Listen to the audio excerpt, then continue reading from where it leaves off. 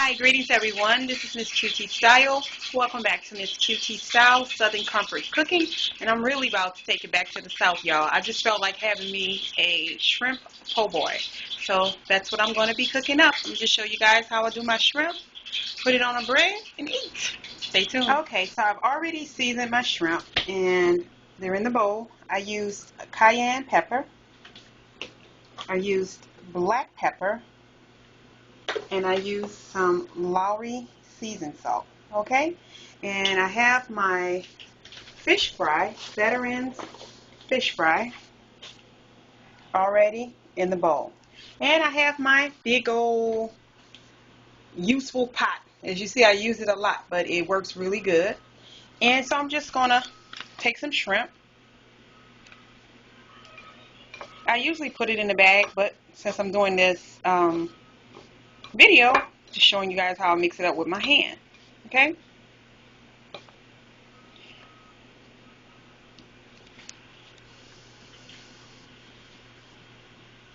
So that's all I do. I have it on a low fire because I don't want I don't like my shrimps fried too hard. So I just shake off the excess and put them on in.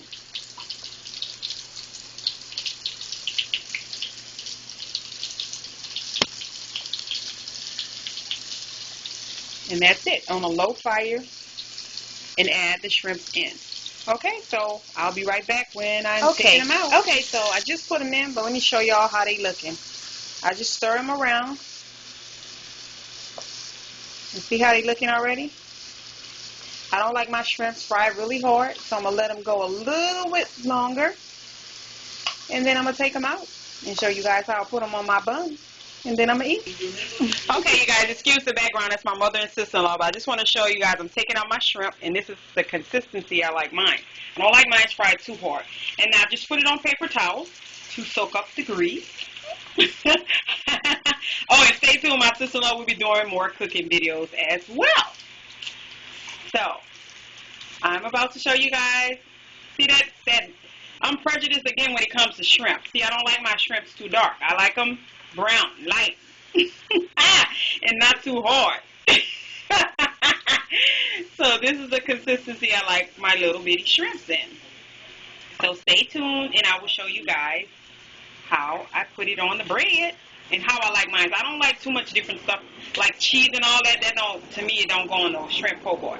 So I'm gonna show y'all how I hook it up. Okay? So there it is, my shrimps. Okay, you guys, so I'm ready. I just have a small dinner roll. I got them 5 for $1 at Superior. Again, excuse the noise. That's my mother talking to my sister-in-law. But anyway, I cut it in half, kind of, sort of. And I added mustard. I like mustard on mine. And light mayo. And I like to see my meat. So I put my lettuce at the bottom. As you can see, my 2-piece tomatoes. And when I worked, you know, back in the day when I was 20, I worked at Daddy's restaurant, and they told us how to do this so people can see their meat. So that's where I get this from. Shout out to Daddy's. And here's the onions. I like onions on mine.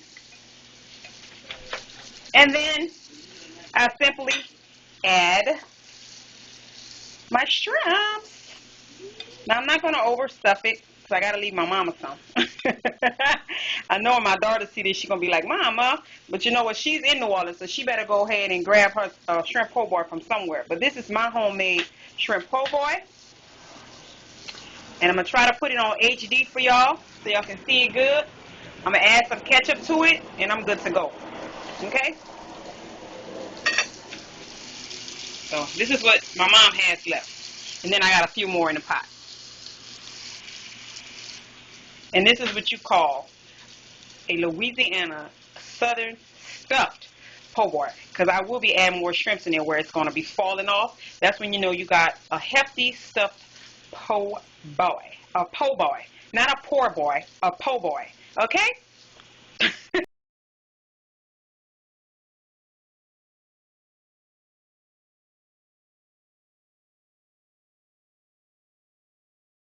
Hey, what's up, you guys? This is MsQtStyle, and I'm coming at you today with a different type of video.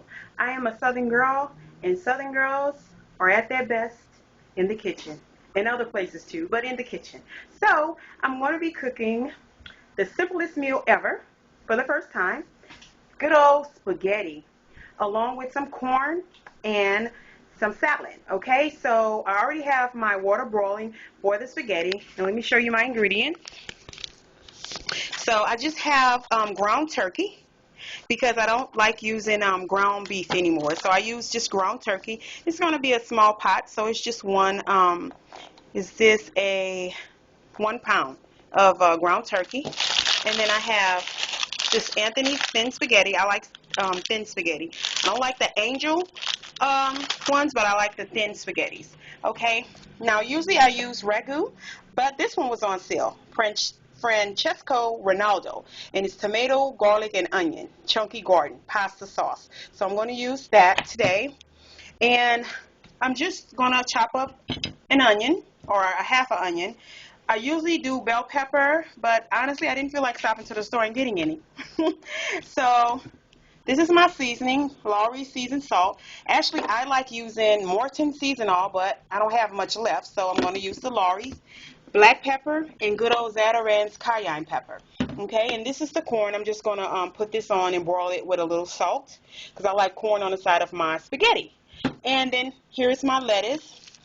Usually I use the bag lettuce, but I noticed lately they've been sprawling really fast. So I got a head of just regular lettuce, iceberg lettuce, and this is a cucumber and a tomato. So about to get started, you guys.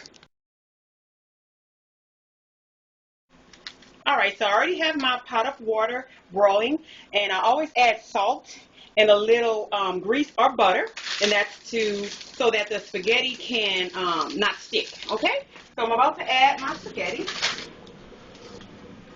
So I always crack mine in half because I don't like them long, and I'm not going to do the whole pack because, like I said, it's only a pound of ground beef. I'm sorry, ground turkey. Okay, so I'm going to turn the fire down on that, and now on to the ground beef. So I keep saying ground beef, but you guys, it's turkey. Wow, I couldn't work for the Food Network because I keep saying different stuff. Okay, so I'm putting the ground turkey in. Let me stop being cute and do it like that. Okay, so added the ground turkey to the pot with just a little water so it don't stick. And I've already chopped up my onions. I'm just going to throw that in here. You know what, you guys? Actually, I want to add some garlic, but I don't know what I did with my garlic. Okay? So, I'm adding a little black pepper, a couple of sprinkles. And like I said, I'm running out of Morton's, but I'm going to just add what I have left in here. Actually, let me take the top off. Can't. Okay. Oh, yes, it can. Alright, for now I'm just going to leave it at that because it may be enough. Okay? Stir it up a little bit. Good old Zatarain's cayenne pepper. If you never had it, y'all might want to get it because it adds a kick to your meal. So, just about that much. And there you go. So, I'm going to let this start cooking up. And I'll be back. And I'll be back when it gets to percolating, okay?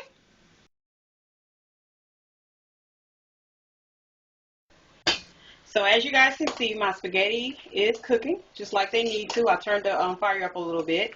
And I kind of just cook them halfway and then turn the fire off because sitting in the water in the steam, it will finish cooking. Okay? So I can stir with the, hold on one second. I better not do that. As you see, I have my corn getting started. Just broiling the corn a little bit, okay? So my meat has browned, and I have added some garlic chunks. I like them thick because I love the garlic flavor. So as I said, I'm going to be using this Francesco Ronaldo sauce. It's very thick. Okay, so I pour that on and always put some water in. Just a little bit water. Mix it around and put it in there. Now, we don't like our spaghettis mixed. You know how some people mix them? We don't like, me and my daughter, don't like ours mixed. So, I'm just going to let this cook. And I went ahead and I added a little more of this. And sugar. Always add sugar to your spaghetti sauce or any type of sauce like that because it has a tang to it. So, I like it, you know, a little sweet. So, I added the sugar to it. And I'm going to let that cook up. While I'm at it, I've already rinsed my lettuce and cut my cucumber halfway. My tomato I had to throw away because I don't think it was good, and I just bought it. But anyway, I just like to slice my tomatoes up like that. Sometimes I go like this way also, but I'm not doing that today, okay? And my lettuce, I just kind of cut. Like I said, I usually use the bag, but yesterday I bought the iceberg lettuce because the bag lettuce whips too fast. Okay, so I will be back with the complete finished dish, plated up and everything.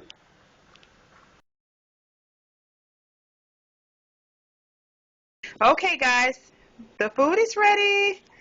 And this is the finished plate. I'm trying to get a good view of it. Of course, this is my corn, the spaghetti, yum yum.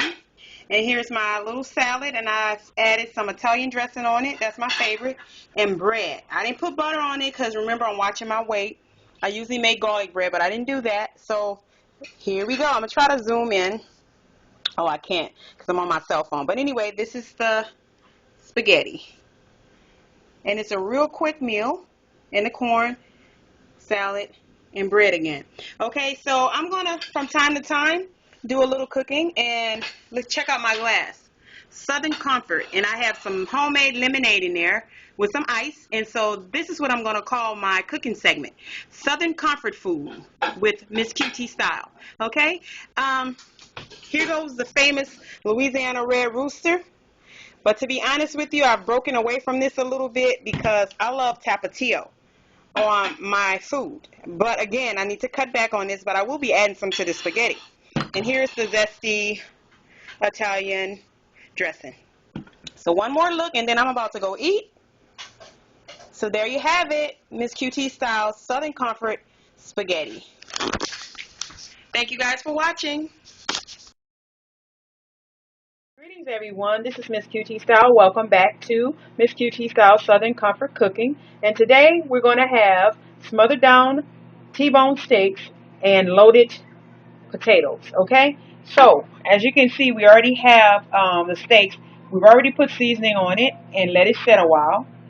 And the seasoning that we have on it is this Blazing Blends Montreal steak seasoning. And I have a little garlic powder. I have some Lawry's seasoned salt, and we have black pepper. Okay, I'm going to do my steak a little different because I think some of you guys probably put it in the oven, but I'm going to fry mine down a little bit in my big old reliable skillet, just in some light oil. Brown it on both sides, and then I will add some water and maybe some garlic to it. But I don't want to do too much. This is a quick meal after work, okay? So stay tuned, and we're also having broccoli, steamed broccoli. But this is how I start. I'm browning it on both sides, and I'll show you guys when I add the water to it, okay? Okay, so I've turned the steaks over, and it's browned on one side. But I'm going to flip it again, make sure it's cooked because it's a thick steak. And then I will add the water to it, okay? So I'm going to give my camera girl the camera so I can show you guys how we do the loaded baked potatoes. Now I'm doing shortcuts because I'm a shortcut kind of girl. We've already broiled some potatoes and peeled them. And we have these real bacon bits here. And we have the mild cheddar cheese. And we have the parsley. Okay? So I'm going to show you guys how we do the shortcut. So I've already sliced one potato. We're going to dice them in big chunks.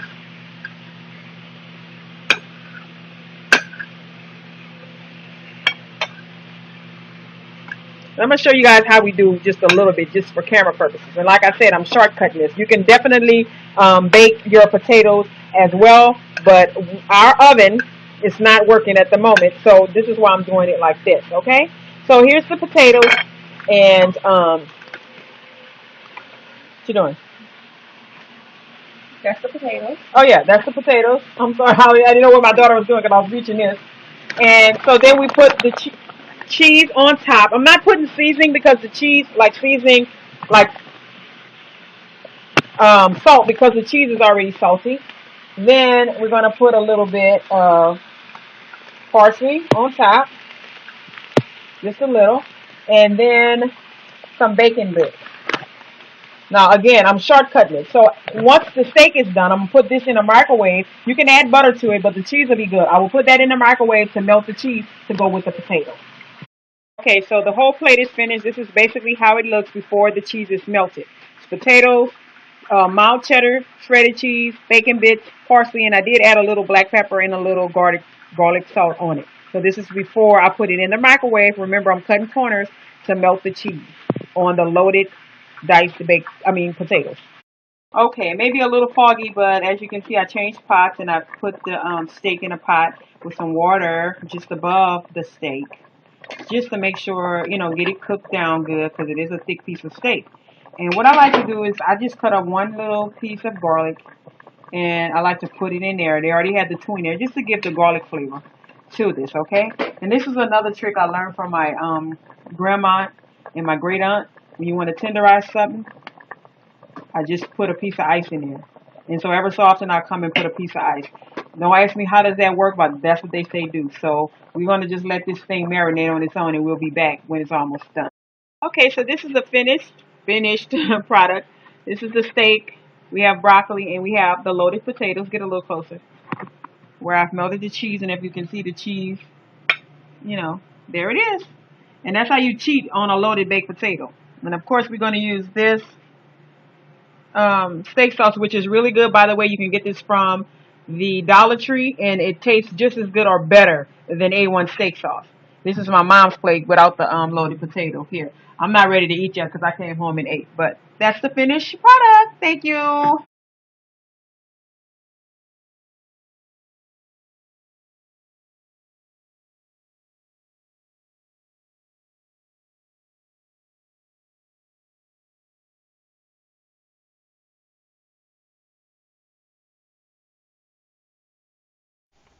Greetings and welcome back to MsQtStyle Southern Comfort Cooking. Today we will be cooking a Mexican dish called ceviche, and these are the tostadas, Guerrero tostadas, that we will put the ceviche on, and of course we have to have the tapatio. So first we're going to start out with some imitation crab meat, or you can use real crab meat. And this is how it looks. I have a whole pack, 2.5 pounds of it. Okay, and I have a little bit of cooked shrimps, just a little. And I have cilantro, which is also a Mexican type, something like a parsley or what have you. I have a tomato, a half a tomato. White onions. I have 4 lemons. 1 avocado. Cayenne pepper. Creole seasoning. Garlic salt. And black pepper.